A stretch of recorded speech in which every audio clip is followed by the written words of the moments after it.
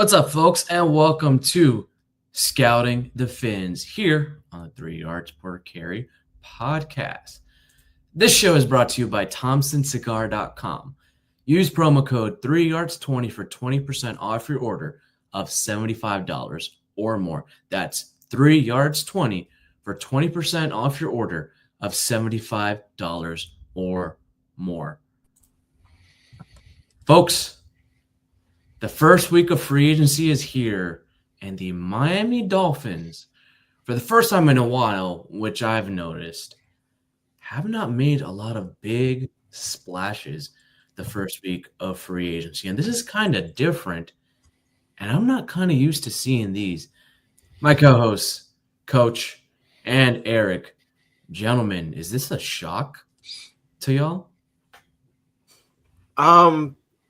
I think maybe in general you could argue yes, because of the fact that I think that when people kind of looked at this offseason in a vacuum and evaluated the position that the Dolphins were in organizationally, and many people kind of said to themselves, this could be kind of a last ditch effort for Chris Grier, and maybe some people expected them to go a little bit more all out, considering this was an offseason that people kind of looked at and said, okay, well, this could be, Chris Grier's last shot at getting this thing right. But I think when you take a step back and you actually evaluate the position that the team's in financially and where they stand from a resource perspective and what it would mean for them to clear out more money in the long term for this offseason, it does make a little bit more sense that they're wanting to be more responsible this year with their assets. Yeah, I agree. I mean, Chris Grier has never acted in a desperate manner.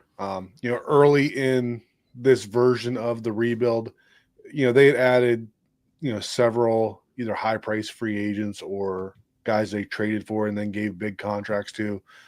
But as we transition into the next portion of it, I said, doesn't seem like he feels like he's on the hot seat.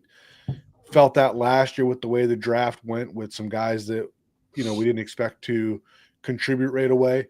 And that's kind of carrying over now as well, to where it really feels like we are transitioning into a phase where they're really trying to build through the draft and not trying to spend irresponsibly. And if Grier and McDaniel continue to have the opportunity to build the team, right, this is where, we have the 10 or 11 draft picks, whatever that is now, and we start to draft the guys that fit the system and be able to promote from within versus going out and spending the big money every year. Yeah, I like the change of philosophy of focusing more so on the draft, because if you take a look at the consistent winners in this league, they build their team through the draft, they retain them, and they play a high majority of their snaps. Last season and the season before, over 60% of Miami's top snap takers were not drafted by the Dolphins. Obviously, Tua Tagovailoa was one of them. Javon Holland was one of them. Jalen Waddle was one of them. But Tyreek Hill, Teron Armstead, Aaron Brewer, Raheem Mostert, Calais Campbell, Zach Sealer, Bradley Chubb, those high snap takers, they were not drafted by Chris Grier or the Miami Dolphins. They're here on free agent contracts. And the Dolphins need to shift away from that mindset of spending so much money on these players and then not seeing the benefit of it in playoff wins, consistent playoff appearances and wins, and winning those tough games, winning those cold road games in Buffalo, New York, and against other playoff teams. They really need to start developing these guys, specifically on the defense, if Anthony Weaver is here for the long run, and along the offense for a post Tyreek. And if things don't work well with Tua, maybe even a post Tua Dolphins team. Yeah, it's certainly it, it's certainly these things certainly aren't out of the realm of possibility. Um, I do believe that when you look at the history and the fact that they haven't had a lot of snaps um, generated by players that were drafted, it does make this draft all the more important. They have to get this one right. This is arguably the most pivotal draft of the Greer McDaniel tenure. And they're definitely going to want to hit on these guys. And it's going to make the pick at 13 all the more important. And that's kind of what we're going to talk about today is what they've done so far in free agency and how that affects the options that are on the board at 13 for the Dolphins here in the first round. And arguably, not even arguably, the biggest signing of free agency to this point is actually free agent guard James Daniels. Coming over from Pittsburgh, signed a deal for 3 years, $24 million. We talked about James Daniels a little bit a few weeks back when we were going through the offensive linemen available in the draft or in free agency. And we kind of came to the conclusion that he was a good option. Did we think that there were better options out there? Certainly. But Daniels definitely fits this McDaniel scheme like a glove.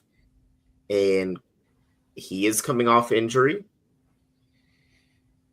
But I do think that when you look at the player, you're looking at a guy that probably slots in, if healthy, as an immediate starter and an immediate upgrade along this offensive line for the Dolphins. Yeah, I agree with that 100%. I don't see James Daniel as a top guard in free agency. I think that his contract reflects that, averaging out at $8 million a year. But he is a very good fit for this system. I think that when we look at the combination of Aaron Brewer at center, James Daniels, I think he's going to be the right guard with Austin Jackson at right tackle. That's a lot of variation in what you can do. You have athleticism across the board there. You really have the power with Jackson, and the skills that Daniels has complements that well. I think that he is a clear, significant upgrade over the guards that we had in 2024. I don't think that he is I don't see him as the all-pro that some people do. I think that if Austin Jackson were to go out and we had the same mess at tackle that we had last year, I think that we would have struggles still with James Daniels at guard. But we're always betting on health, including with Daniels and recovering from that Achilles. But the phrase that's always used is, if these guys are healthy, that's a really good right side of the line that we're developing with Brewer, Daniels, and Jackson all on that right side. Yeah, if these guys are healthy is pretty much what you should plaster at the Dolphins practice facility, kind of like what Brian Flores did with the TNT takes no talent. If these guys are healthy, we're going to make it. And man, I really hate banking on health. Just sign guys who are Ironmen, who are road graders. And certainly for James Daniel, he's not injury prone. But even then, with an Achilles injury like he had that in Bradley Chubb, you had that in Jalen Phillips. What happens if he gets hurt again? You're back to square one, right? You're back with a guy like Liam Eichenberg, who we all know, who we all love, who coach certainly bats for a lot. We're certainly back to square one. But if James Daniels is healthy, road grader alongside Austin Jackson, doesn't get pushed back like Rob Jones and Liam Eichenberg did, and even Lester Cotton in the passing game, and that's going to help out Tua. If he's able to keep Tua clean, keep the interior clean alongside Aaron Brewer, this will go a long way in Tua getting through his progressions, giving the ball back to Tyreek Hill, to Jalen Waddle, and their next third wide receiver, who we'll talk about in a little bit. You're muted, Eric. I think something with Daniels that goes maybe a little underappreciated is while we have acknowledged that he does struggle in the pass game compared to the run game, being in a Dolphins offense where Tua is getting the ball out of his hands as quickly as he is only going to help him as well. Because he was with Russell Wilson, who we all know has a tendency to kind of hold on to the football, run around a little bit, play a little bit of that Tecmo ball. But going deeper into the offensive line and kind of guys that were brought in brings us to Larry Borom of the Chicago Bears. We don't even have the contract details still with him, unless we do. I think it's probably a 1-year deal, probably somewhere around the minimum. This is a guy that's going to come in and be a swing tackle for the Dolphins, maybe in the mold of that Kendall Lamb role from what we've seen over the last 2 seasons. Has struggled in Chicago, but for the level of investment and for the role here, I'm assuming that this is a guy that Grier and McDaniel have targeted as a guy that can be a potential fit for this offense at tackle, and a guy that at 25 years old they still view with room to grow and kind of mold into that longer term swing tackle option along the offensive line as a backup. So I see him a little bit different. Obviously, the film that we have up here has Borom playing at left tackle for Chicago. He also started at right tackle for Chicago in 2024, and he's got some games at guard in his past as well. I know we talked about previously that, my view that the Dolphins have a different physical profile for left versus right guard. And I feel like Borom is a player that really fits well into what I see as the Dolphins left guard profile. I think a lot of the things that he does on the field translates well there. He really struggles in pass protection out on the edge. His side-to-side movement is not that great. I think that he's the type of player for me. What I would like to see is for us to find another starter at left guard for 2025, but to have Borom as the second left guard, maybe a guy that we're looking to develop in the system and eventually take over at left guard. But I also think that he is the type of player that can play other positions in a pinch. Let's say that, for 2025, he is your left guard too. And let's use Keon Smith for an example. And let's say that he takes that Kendall Lamb role and one tackle goes down, Keon Smith has to go in, and then suddenly the other tackle goes down, and you have to then have a third tackle ready. I think that Borom is a guy that in a pinch, for a half of a game or something like that, can come in. He's got that experience at tackle, can get you through the game. I just don't think that he is a good fit long-term as a tackle in this scheme.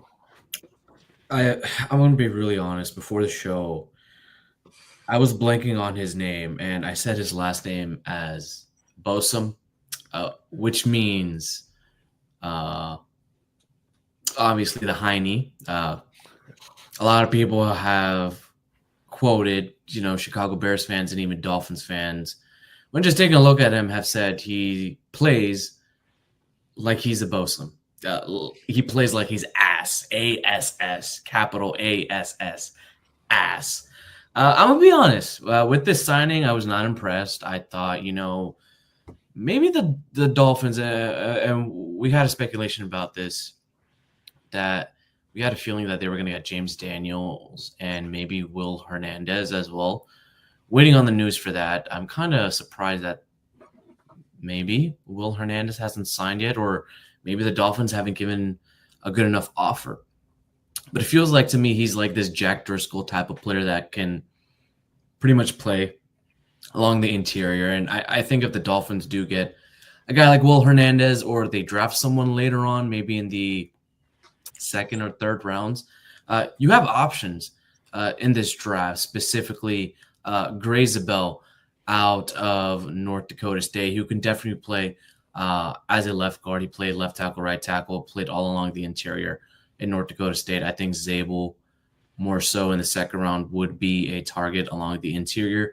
You have Jonas Savanea from Arizona as well, who can play left guard, right tackle as well in a pinch. Position versatility, scheme versatility. And I would rather invest a draft pick rather than, bank on UDFA development when they might not see the film, because we do know that the Dolphins have an Iron Man along their offensive line, and his name is Liam Eichenberg.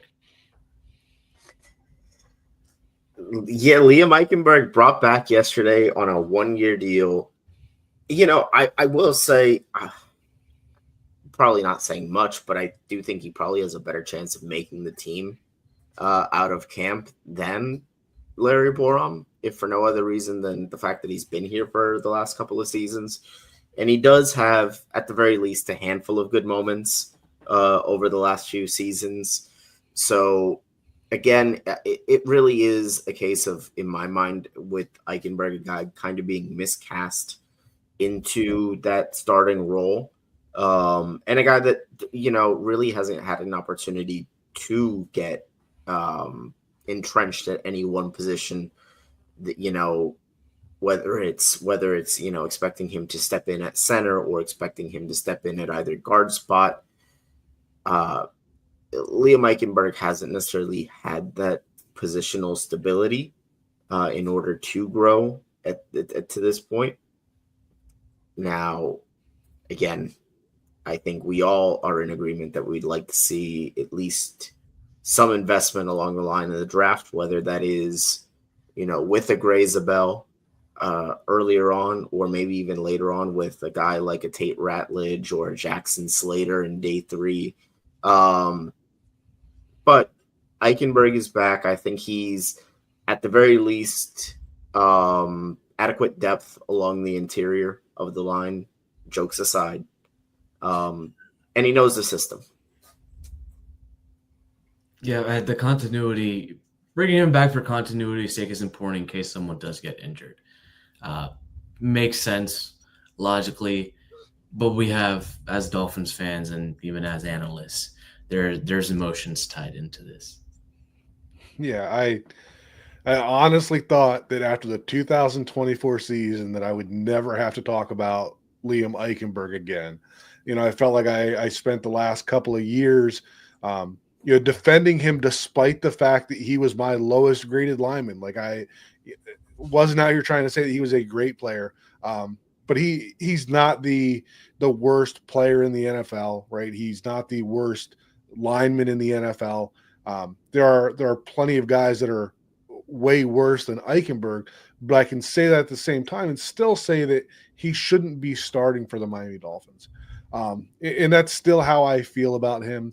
I do feel that, if you have him as your 7th or 8th guy in the room, then I think you're, probably in pretty good position. His negatives always get really amplified by this fan base. But I think he's probably a little better than a lot of fans think. Just that every time he makes a mistake, it's all over Twitter. And the position versatility. I mean, he started at left guard, he started at right guard. I don't think we're going to see him at tackle ever again, but he's got experience at center as well. So when you're talking about guys that you're going to dress on game day, you're going to have available to come off the bench, then there is value in having a guy that has that versatility to play any of those 3 interior positions that's been in this system with Mike McDaniel for the last 3 years and knows exactly what's going on. So while I thought I would never have to talk about Liam Eichenberg again, in a vacuum, I'm not totally disappointed with the move because I do see the value in it. Again, just got to hope that everybody stays healthy and he stays on the bench. And this be the last time we talk about Liam Eichenberg this year. Yeah, when it comes to offensive linemen in terms of guys that I, could be retained for 2025, honestly, I was admittedly kind of hoping if they were going to go that route of re-signing somebody on a 1-year deal that it might be more of an Isaiah Wynn, considering that I do think there were some decent moments down the stretch in 2024. The Dolphins, however, have addressed other positions aside from the offensive line to this point, specifically the skill positions, and probably I would say the biggest of those players being not just, biggest in name, but literally physically biggest is Nick Westbrook-Ikhine. We did talk about him in a little bit when we were speaking about free agent wide receiver options. Obviously, a bigger body player, somebody that's going to bring a little bit more physicality to that wide receiver room. And it shows up on film. He will absolutely, use that size at the catch point against smaller defensive backs. And it shows up a lot, especially in the run game, and his ability to block on the outside. We definitely liked Westbrook-Ikhine probably a little bit more than some of the other receiving options. So I think that this is a move that the Dolphins probably get pretty high marks for. Not that we thought receiver was going to be a big need at 13, but it is still good to see them add that size to the room. Yeah. We did talk about him before. We talked about the size that he brings to the room. We talk about his ability to win contested catches, the blocking that he brings. We talk about how often we tried to run the crack toss in 2024 and weren't able to do it because our receivers just weren't built to be able to seal the defensive end inside.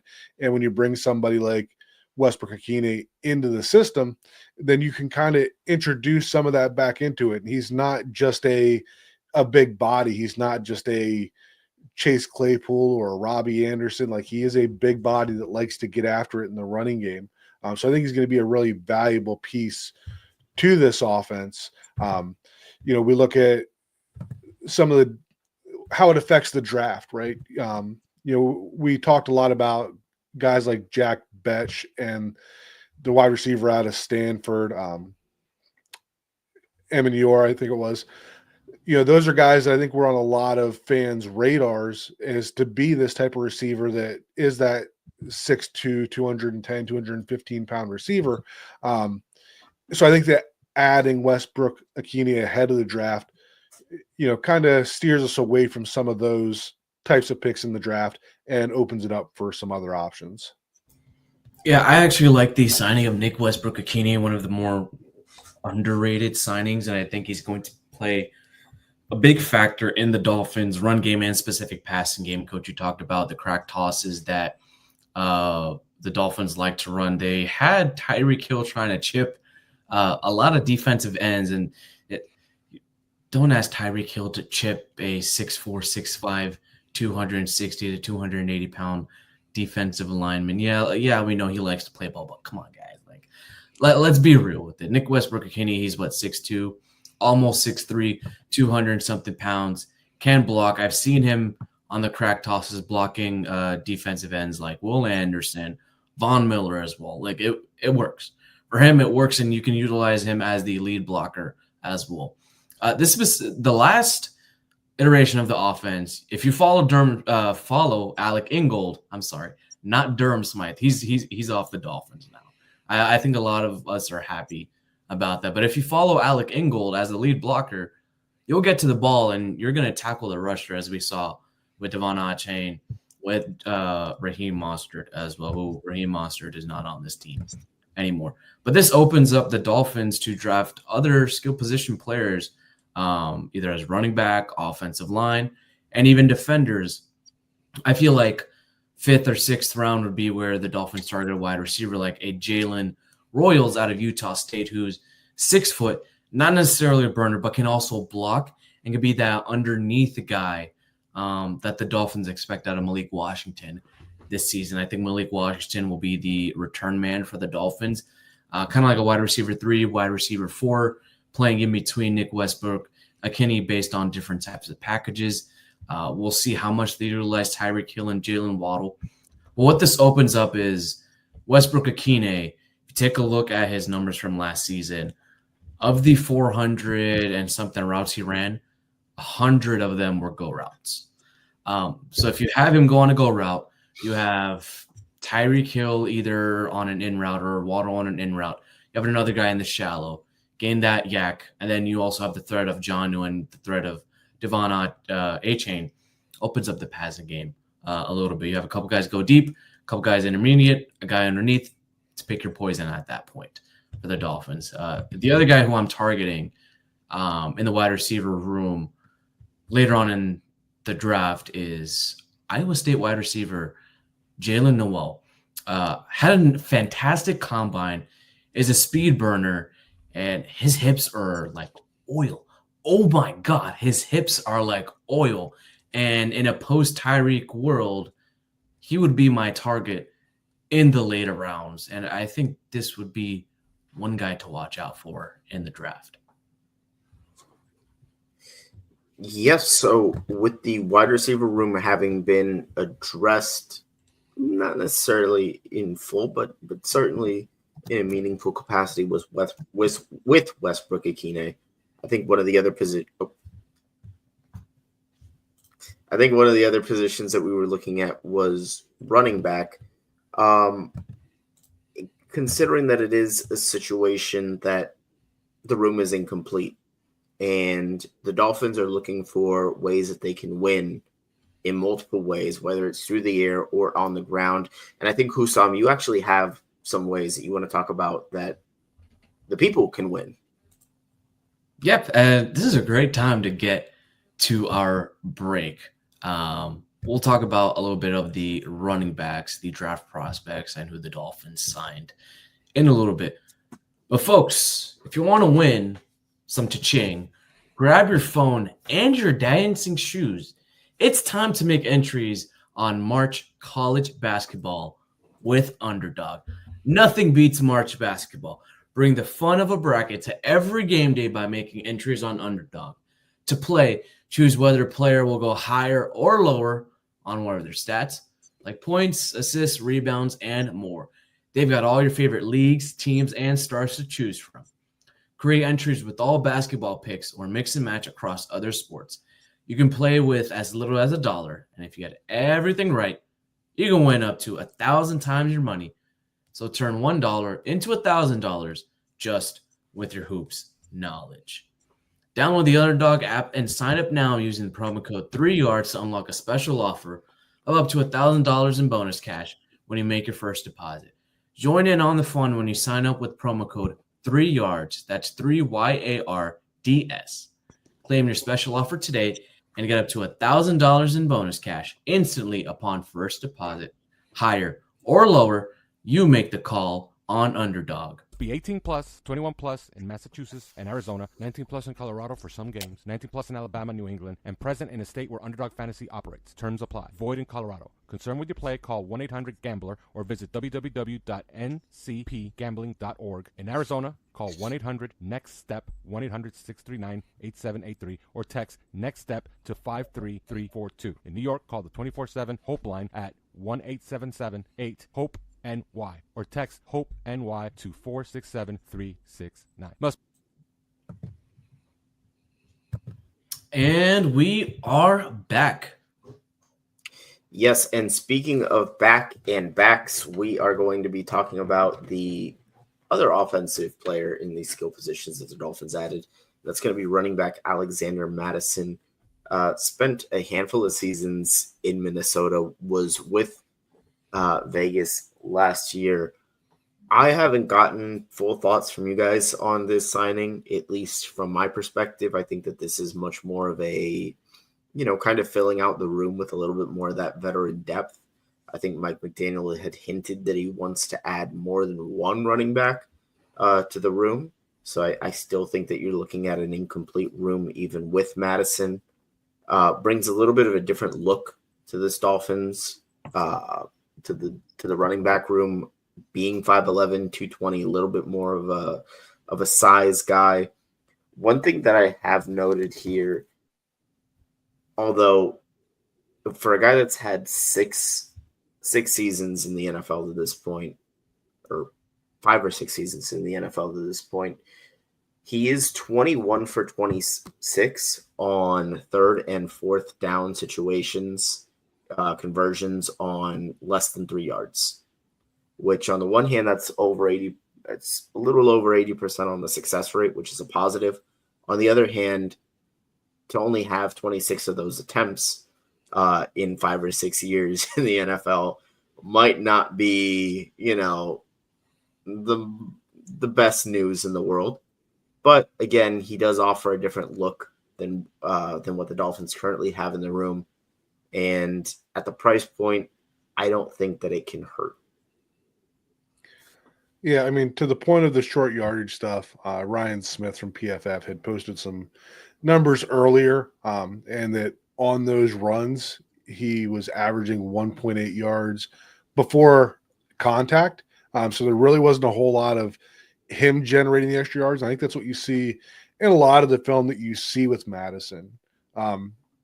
There was a running back for the Bears back in like the 2003, 2005 range, Thomas Jones, and somebody had referred to him as the running back that you use when you want to calibrate an offensive line, right? He's the guy that will go to the right hole, going to make the right reads, but he's not going to get you a whole lot more than that. And when I was watching Madison's run plays, that's kind of the same idea that I got with him.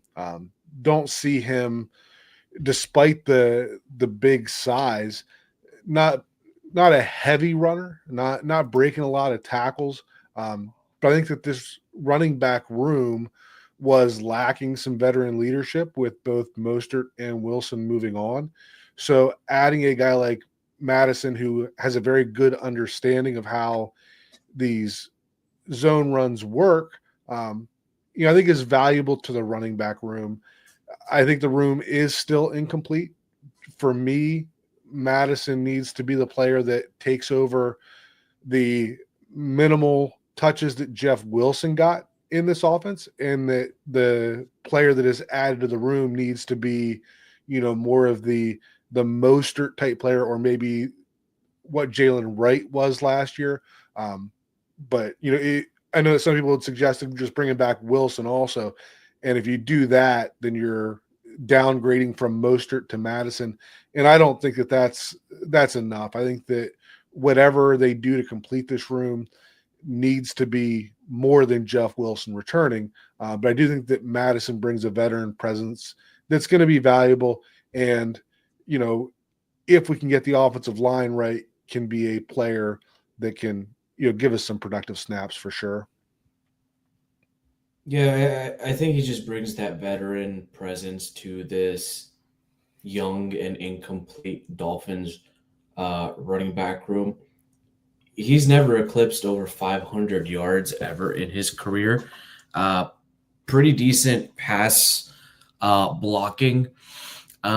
I think ultimately he becomes a camp body and maybe a practice squad type of player, third or fourth type of running back. I don't really see him impacting the Dolphins offense in any way, shape, or form. Yeah, he was reliable on third down, but you bring him on third down, you kind of show your hand. And Mike McDaniel is not the type of person that's going to show his hands. And this is basically Jeff Wilson's role from last season, and it wasn't that big of a role. I think the Dolphins are going to go after a running back in this draft. I think they're going to spend a day 2 pick, whether that's third round or maybe they trade back to get into the 4th round. And a couple of people I'm taking a look at, and we talked about his number 1, Bashal Tutin from Virginia Tech, has the same body type as Devon Achane, but he's much bigger, much stronger, and has the physicality to handle the short yardage situations. We showed his clips and his film from Virginia Tech in our running back episode as well, from our scouting combine recap episode last week. Another guy is Syracuse Orange's LaQuinn Allen. He's got really great receiving production for the position, and we do know that Mike McDaniel likes to use his running backs in the screen game, swing passes, and short short yardage on 3rd and 2, 3rd and 3, 2nd and 4, 2nd and 5.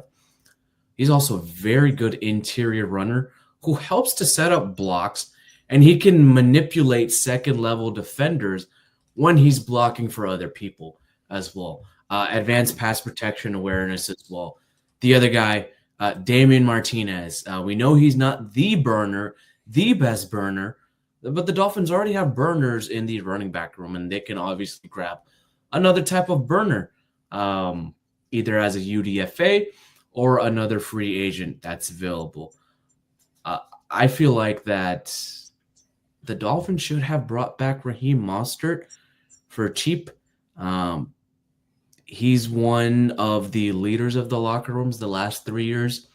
Really helped to spring along Devon Achane and Jalen Wright, and worked really well with Tua Tagovailoa on the field and off the field to give him that type of confidence, to give that veteran leadership that everybody in the offensive room already knows of. Absolutely. Still work to be done at the running back position. And especially, this is a good year to have work to be done at the running back position because it is a really good, really deep class in the draft this year at running back. But I do want to switch sides now over onto the defense. And I think this is where we're probably going to talk about the meat and potatoes of the guys that could get drafted at 13. And I want to start with the defensive backs that were added.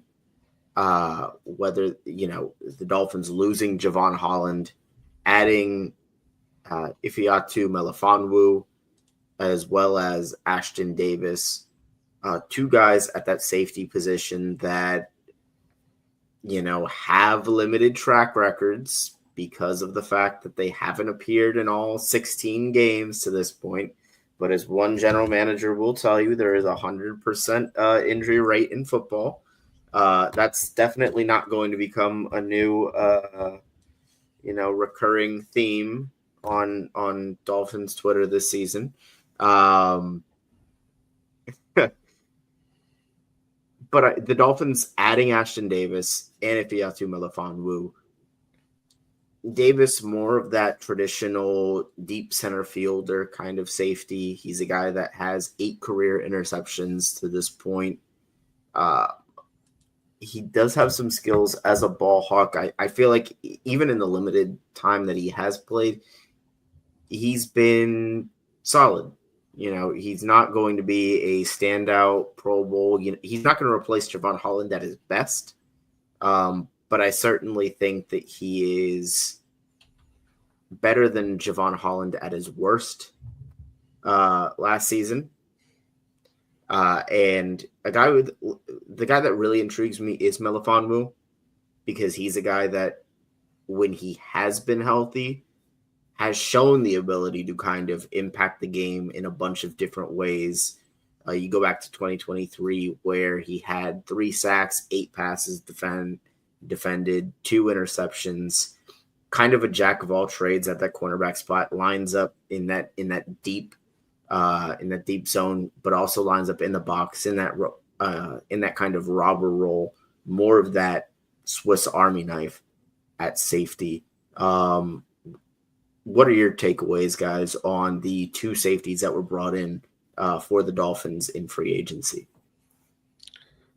So Ashton Davis, for me, I don't feel like he's been used in his best ways with the Jets. A lot of times when I'm watching him in the nickel situations, he's kind of the big nickel safety type player, playing closer to the line of scrimmage. The stuff that I liked with him coming out of college was his ability to play deep, be able to cover a lot of ground, and show off his ball skills.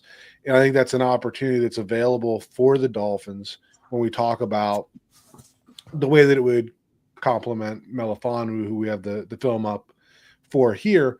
But I feel like as a third safety, but the third safety being the guy that's going to come in and going to play deep, almost in like a Geno Stone type role that the Ravens had. I think he had 9 or 10 interceptions his last year with the Ravens. That's a role that I see Ashton Davis being able to do well. He does have enough versatility to be able to come down into the box and rotate and things like that. I just don't feel like that's where he is best. And then Melifonwu. So the way that I kind of look at him is everybody wants to replicate that Kyle Hamilton from the Baltimore Ravens defense. And for me, it's kind of like, you go to your parents and say, hey, I want Kyle Hamilton. And they're like, well, we got Kyle Hamilton at home, right? Here's Melifonwu. And it's not a big knock on Melifonwu because you're not going to replicate Kyle Hamilton exactly. And if that's what you're chasing, it's going to end up as a failure trying to put somebody into that role.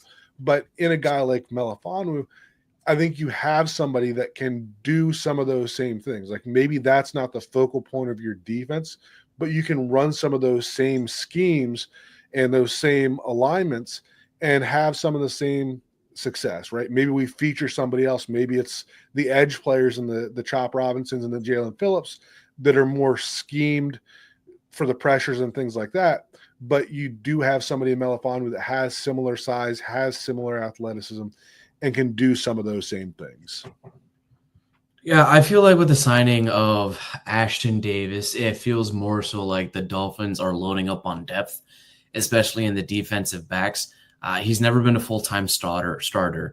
As a part-time starter, he had more interceptions than Javon Holland in his entire Dolphins career. I did like Davis coming out of California because he was the perfect system fit in this Brian Flores defense. But this is not a Brian Flores defense. This is the Anthony Weaver defense where you have the safeties playing nickel, playing outside, and controlling the deep center of the field. Davis projects better to control the deep center of the field with his vision and his playmaking skills. With Melifonwu, he's your big nickel and he's your strong safety, box type of safety type of support that'll help out in the run game and can play nickel for a little bit. Both of those guys have not been, consistent starters. And this kind of worries me, and it leads me to believe that the Dolphins are going to prioritize defensive backs heavily in the draft. Now, I think that's going to be either at number 13 or number 48, or potentially even both. We saw the Philadelphia Eagles double dip when they got Vic Fangio as their defensive coordinator, two rookie defensive backs in Quinyon Mitchell and Cooper DeJean, who impacted the Eagles a lot to win the Super Bowl, and especially with that defense. I think that the Dolphins are gearing towards a young secondary. They have Jalen Ramsey. They went away from Javon Holland. They did not want to pay him that $15 million a year based on his tape, his film, and his production, and he just progressively got worse. Somehow he had a great rookie season, and then it just fell off. From there, with injuries, on-field stuff happening behind the scenes, whatever it was, it's in the past. Whether it's a guy like Nick Emmanwori, who we projected as the Kyle Hamilton role, if he were in this Anthony Weaver scheme, or a Malachi Starks, who we saw Mike McDaniel and Chris Grier having googly eyes for when he was running his drills and especially catching the ball, showing his quick flip of the hips. I think there might be a little bit of draft fatigue for Malachi Starks. I personally prefer Emmanwori because of the size, the length, the athleticism, and the versatility he brings. Malachi Starks brings the intelligence that you need for this safety. As for corners, Miami hasn't really signed any corners yet. And I think that's an indication, hey, we have Jalen Ramsey. They put an RFA tender on Kader Kohou. Do they really have trust in Cam Smith? Are they going to move Nick Needham back as CB2 or a potential nickel? There's a lot of questions going on there, and I think that might be an indication, if Will Johnson falls, Will Johnson solves the CB2 issue immediately and CB1 in the next 1 to 2 years. He is a fantastic, fantastic corner, has eyes like a hawk, can also play the ball and can defend the pass and the run both really, really well. The second guy who we really need to keen on is Jahdae Barron. And Barron brings a lot of versatility into this Anthony Weaver defense where you're like, holy crap, he can be the guy that can move around everywhere, CB1, covering the X, following the Z, manning wide receiver 2, and being the nickel, the big nickel, in run support as well. He is able to be versatile everywhere where kind of like the Jaguars use Jalen Ramsey everywhere. So is he the potential replacement for Jalen Ramsey? Is cornerback the pick at number 13? I think it's going to be very interesting to see in the weeks leading up to the draft where this falls for the Dolphins, especially in the secondary. No, absolutely. And that actually kind of led into a question that I wanted to present to you guys, which was considering what they have done in the secondary already, adding Davis, adding Melifonwu. Obviously, don't mean to put anybody on the spot right now, but if you guys had a gut lean at this point, given what's likely to be on the board at 13, whether it's Starks, whether it's Eamon Worry, or even one of the corners, Johnson or Barron, where would you guys say the indications lead you, just initial gut lean right now at 13, if it is a defensive back? Yeah, for me, if it's a defensive back, I feel like Melifonwu does a lot of the same things that we would look for Eamon Worry to do. And obviously he's not a player that prevents you from doing it. I just feel like there's more overlap there than some of the other guys that we could look at. Will Johnson, I am as high as anybody on Will Johnson. The big thing there is health, which might put him right in the Dolphins' wheelhouse. I don't even think he is running at his pro day because he's still recovering from injury, which is certainly a concern. When I look at a guy like Starks, I feel like that is a really versatile safety in the sense that he can do pretty much anything. And when, if you were to group him with the more veteran guys that we got with Ashton Davis and Melifonwu and let those guys play the more disciplined roles and let Starks be more of a playmaker, I think that could be a great fit for him. And I think that Barron does a lot of that same stuff. My comparison for Jahdae Barron is Jalen Ramsey in the sense that, he can play outside, he can play inside, he can play some of that safety stuff. So he can really move around. And when you have a corner like a Kader Kohou and a Jalen Ramsey that can both play outside and inside, then, I think that provides all that flexibility. So out of those defensive backs that we've talked about, my top guy would probably be Starks, and it would be closely followed by Barron. I think for me, if I was to go in top order based off of traits, scheme fit, and what they bring to the Dolphins and the impact, it would be number one, Eamon Worry. I'm going to be very honest with them. I was high on him from the very beginning. I think it would be Eamon Worry. Number two would be Jahdae Barron because of the versatility of the Jalen Ramsey comp. He allows you to move off of Jalen Ramsey in a year or two to save some money. Number three would be Will Johnson as well. He's the replacement for CB1. He allows you to open up a lot of things the same way Jahdae Barron does. Just the injury knocks bring him down. And number four would be Malachi Starks. Now, what I think the Dolphins would do, because since I'm not the GM, I think the pick would be a toss-up.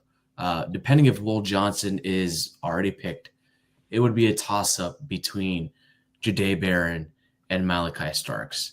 I don't know how that would fall. It's going to be a preference of Anthony Weaver and what Chris Grier wants. Does he take the SEC guy, the guy who has the intelligence, the blue blood already there, who's been fantastic as a sophomore and a junior, played in national championship games, has that pedigree, or Jahdae Barron, who has the versatility everywhere, new to the SEC, again, a blue blood program, but where are you going to put him? Are you going to pigeonhole him? Is Anthony Weaver going to give him the freedom and the flexibility to do what he's best at? I think that's where we're at for the defensive backs at number 13. And my question to you guys is, we haven't had any substantial movement along the defensive tackle. We're still waiting to hear from Calais Campbell.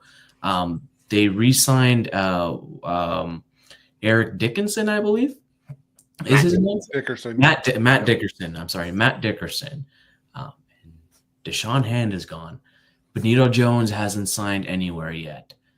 Maybe they could be leaning defensive tackle depending on what they hear from Calais Campbell's camp. It could be Walter Nolan. It could be Kenneth Grant. It could be Alfred Collins in the second round. It could be Darius Alexander in the second round. There's a lot of options where the Dolphins can play with. And I think this draft I really like because they have 11 picks and they have the war chest to do what they need to do and really fill out this roster and get younger, cheaper, faster, and overall better. Before you get to that, Eric, you don't get a pass on the safeties. I got to hear your quick response. Yes.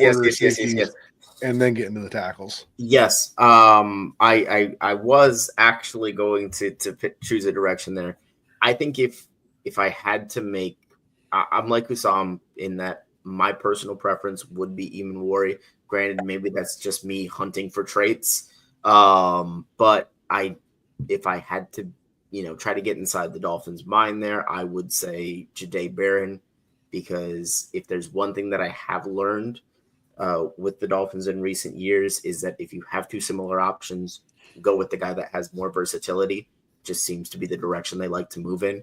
So I think Barron would be the pick if it's between him or Starks. Now, talking about the interior defensive line, I think this is a fantastic year to need a player along the interior of the line. And I think it's exactly the reason why it's not going to be the pick at 13. I think that they're going to take a defensive line, maybe even multiple in this year's draft, depending on, what happens with a guy like a Calais Campbell. But I think that this is a position where you're looking at the depth in this class and you're asking yourselves, okay, well, how much of a difference is there between the Walter Nolan, Kenneth Grant, Derek Harmon tier and the Joshua Farmer, Darius Alexander?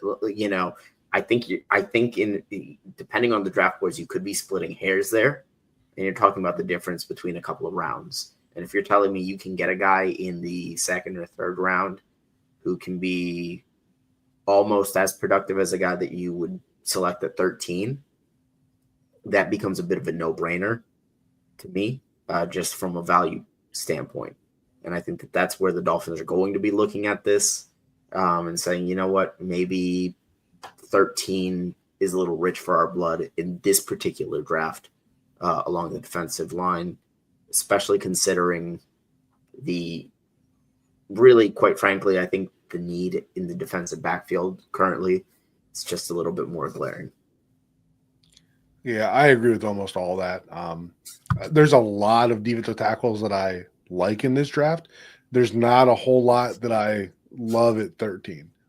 If we got one at 13, there's some guys that I wouldn't hate the picks there. But I think there are more impactful options that are available.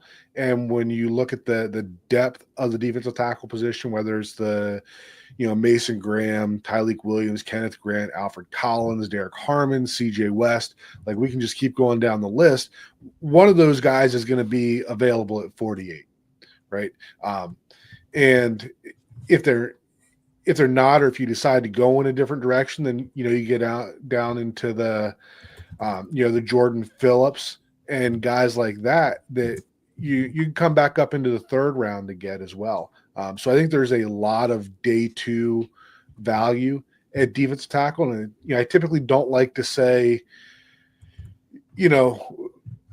wait and see what's left. But I think that is a position that in this draft, I think that 48 is going to be a good spot where you're probably going to have a couple of options for what is typically a lower priority position in the draft. Yeah, I think the Dolphins could do the unexpected and trade down potentially to recoup some more picks, maybe a early third round or late third rounder, potentially a fourth rounder, to get one extra pick, maybe an extra pick in next year's draft. But if they're certainly going defensive tackle, you can go back into the mid-20s and grab another defensive tackle, TJ Sanders or a Derek Harmon or Darius Alexander at 48, or later on in the late second or maybe even the early third. There's options there in the defensive tackle group. But if defensive back is the need right now, which it is, you want to take a blue chip player at number 13.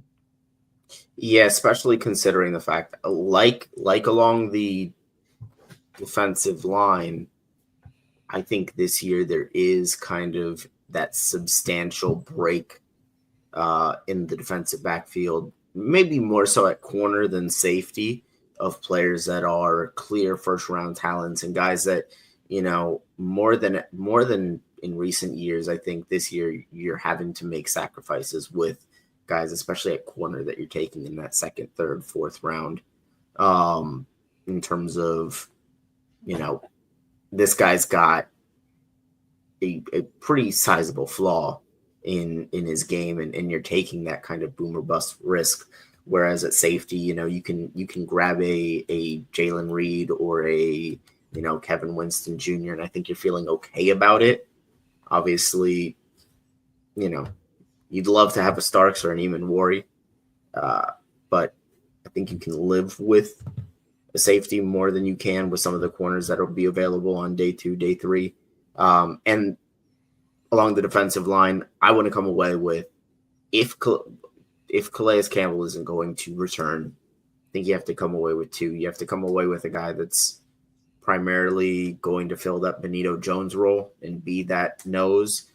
But then I also really like some of these guys that can generate that pass rush, whether that's a Darius Alexander, or I think Josh Farmer actually comps really well to a guy like Braden Fisk, who we saw taken in that day 2 range out of Florida State last year, along the interior defensive line. So a lot of good options there as well. It's going to be really interesting to see what the Dolphins do in this year's draft.